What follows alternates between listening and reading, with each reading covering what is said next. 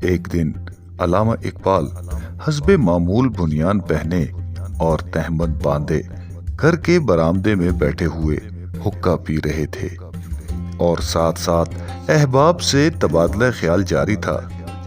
ممتاز حسن بھی اس محفل میں شریک تھے، جو بعد وزارت خزانہ کے سیکرٹری اور نیشنل بینک آف پاکستان کے مینیجنگ ڈائریکٹر رہے۔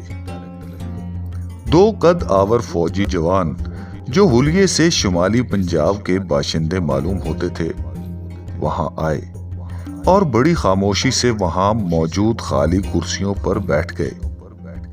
تھوڑی دیر بعد ان میں سے ایک نے ممتاز حسن سے پوچھا، ترجمان حقیقت سر ڈاکٹر علامہ اقبال، بیرسٹر لا ممبر، پنجاب قانون ساز کونسل کہاں ہیں؟ ممتاز صاحب کو اس سوال پر بے اختیار ہنسی آ گئی۔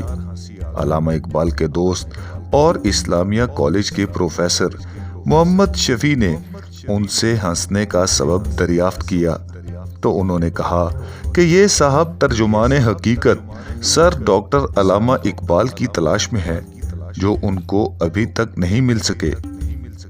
اس پر محمد شفیع صاحب نے ان نوجوانوں کی جانب دیکھا اور علامہ اقبال کی جانب اشارہ کر کے کہا، یہ کون ہے؟